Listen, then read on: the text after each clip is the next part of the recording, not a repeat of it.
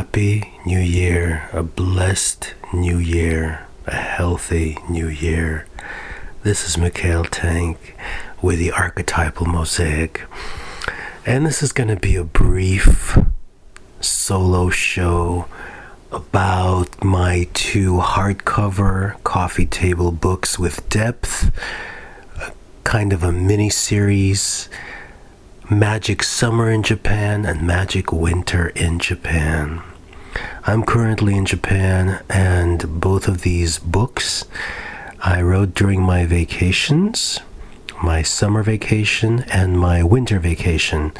I photographed, wrote, created, and published them all within a very short time because I believe in capturing the magic, the essence, without, as life moves on, there's so many things that happen and the energy dissipates. There's mixtures of situations, energies, and then the essence kind of floats away. I don't really want editing, too many opinions of book agents or publishers. I just want my soul to experience the magic, be discerning, which is one of my gifts, and to create so that I can gift that energy, those gifts to the audience around the world. The reason why I love Japan is because it has protected its true culture throughout centuries. And what's fascinating is that Amaterasu, the goddess, in the creation myth Kojiki, which I got an antique copy of on my birthday during my winter vacation. It's in the book. Amaterasu is the beginning of the lineage of the royal family. What I'm working on next is a book about Magatama, the imperial jewel, which I collect. And most of it comes from Itaegawa, which is the place near Nagano, which has the imperial jadeite, which is the national stone of Japan. It comes in a variety of natural colors, and it's always grade A. And by grade A, which is usually a grading system of Burmese jadeite, sold mostly in China and around the world. Grade A simply means non-dyed, non-colored, non-treated, which is essential for magic work and beauty and collection. Because when you're buying something that's been dyed and treated and changed and altered, well, you're buying something dead. And it's much better to buy something alive and allow the patterns of the natural stone to swirl, to breathe, to have its own constellation of sorts. So the Magatama is a show I did previously and a book I'm writing about extensively. However, I'm going to focus on right now and talk about Magic Summer in Japan, Magic Winter in Japan.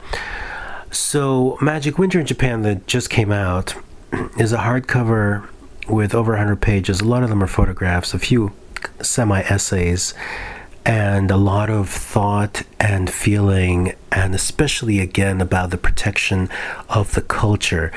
And it's amazing to me how both consciously and unconsciously the culture appreciates and truly delves into magic. During midnight on January 1st, I was at the Abenoseme Shrine, which is the previous home space of the great Omiyoji, and who used to work for the imperial family and be the seer, the fortune teller, the wise man, and the charter of fate. And also did spells. Actually, the deepest and most powerful of the magic spells deals with prolonging life. And it's very, very similar to my favorite poem and song, which is called Я тебя твоюю, by Tsvetaeva and sang by the extraordinary Irina Allegova. The spell, which is very private and not available to the public, and the poem are very similar. And it's interesting because they're what one would call high drama. High drama is something that I have a degree in drama, and high drama is the highest drama you can have where it's real. Then it goes into melodrama, which is like really bad soap operas, and you don't want that. That just makes me laugh. So this is all very relevant and related. As the gates opened at midnight at the Abba no Seimei shrine, the moon was beautiful. A fox-like dog, and Kitsune is the fox, a single I just released as well, is the mythological mother of Abba no Seimei, nine-tailed fox. So the incredible amount of omamori, the priest who does the fortunes, you could see that in my book, the fortune itself charted, and so much more. I also went to one of my favorite shrines in the new year, and just the incredible amount of respect, the incredible amount of the separate omamori, and how focused with intention each one is, and the beautiful New Year's packages, the oranges, the wooden boxes, the with the specific intent, the gorgeous books. I call them Book of Shadows, but they're really Book of Stamps, but you can use them as you see fit. You'll see them in my book as well. And the correct way of saying them in Japanese, which it starts with a G, Goshon, but I'm not saying that accurately.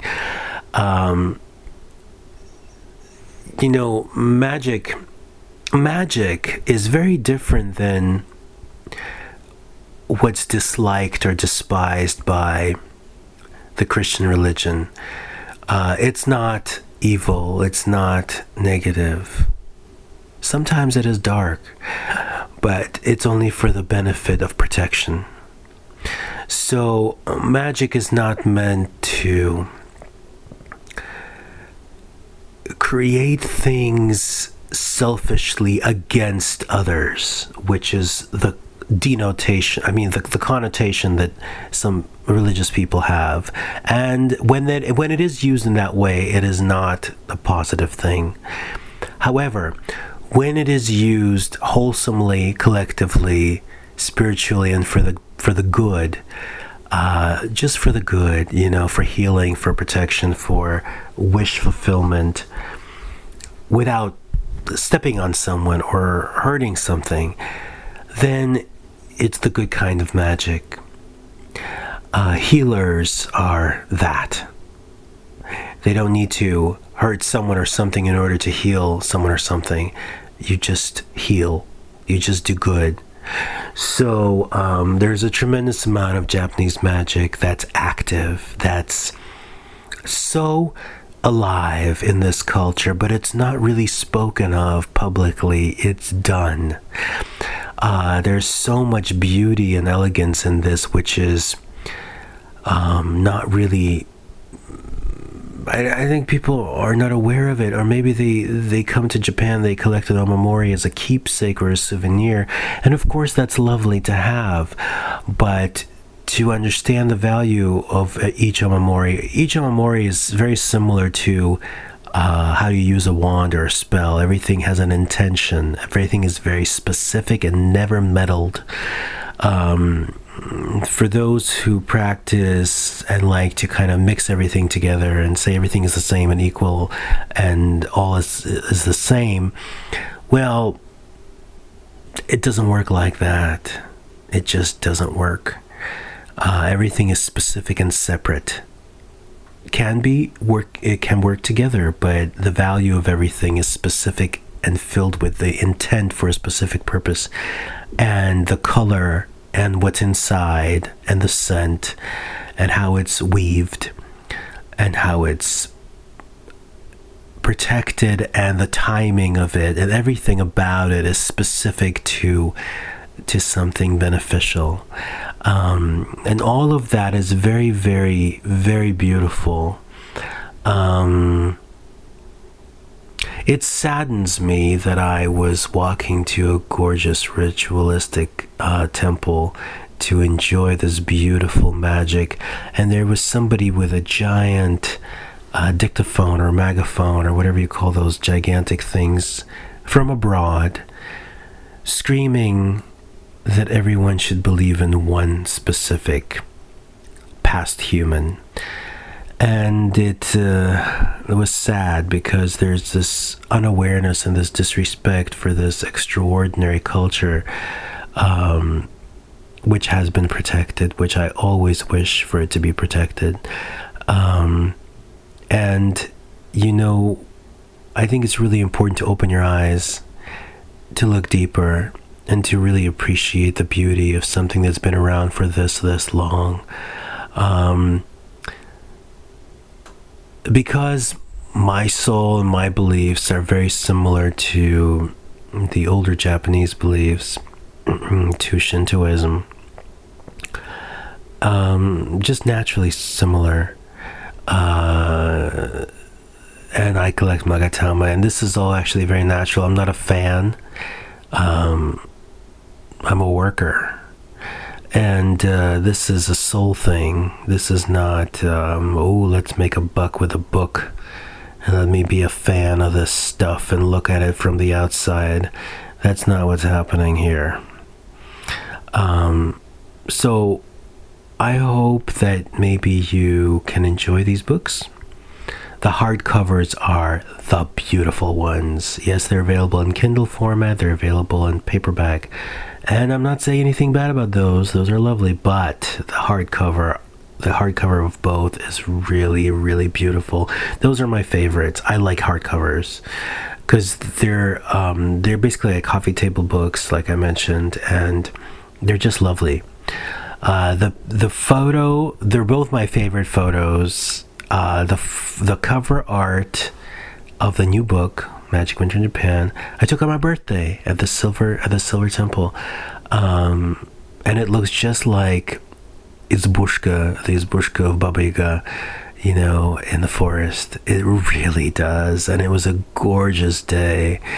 And the silver, people say, well, there's no silver in the temple, but if you look at the ceilings and even the stones of the walkway, when the sun shines, especially on the roofs, it really does resemble silver. The silver roofs, silver-like. And so the cover art I did on my birthday. There's my second favorite photo as I start the book with the two photos, my favorite photos. It's the Silver Temple for my birthday, and the tree that reflects perfectly in the water at the Sento Palace, the private tour of the Sento Palace, which is my favorite place in Kyoto. And basically, including Daikakuji is also my favorite place. But the Sento Palace is basically like my soul's dream home. The tree reflects perfectly in the water, and it looks like the roots of the unconscious and the roots of the conscious together. That's a Jungian concept. I just find it to be, well, it's much more than a Jungian concept. I mean, it's a life concept. Below, above, etc., the dark and the light. I mean, it's everything. It's the positive and the negative. It's all of it. The masculine and the feminine. And, what's interesting is also about individuality and how all of this reflects to individuality. I strongly believe that individuality should be created and relished and worked on from the inside. Internal individuality, not external individuality, which seems to be such a craze. I'm going to change this about myself. I'm going to change that about myself on the outside. And then, so what?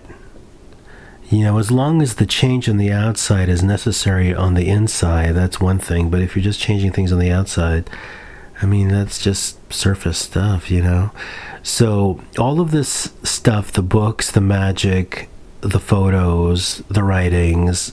In the first book, there's a link to a free movie download called Oshikatsu. Both books have meditations, audio meditations. They're not in the book, obviously, because it'd be difficult to do at this point, maybe in the future. But there's a link to a meditation in each book. One is the Mount Fuji meditation, the summer book, and one is the Honen meditation, the bell tolls meditation. That was really special because after the Silver Temple, I went to the Honen Temple, which is really close, and it is really amazing. And when I sat there, it was 4 p.m.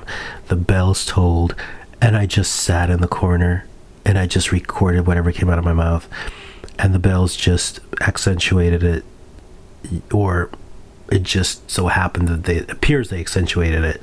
It was just the timing was in sync, let's put it that way. It's short, but it's real. It's the soul of it, It's the soul of me. It's the soul of that place. The soul of the times. The soul of my birthday. All in sync. And that's what I love is the in sync part of it all. When everything is just in the right place in the right time.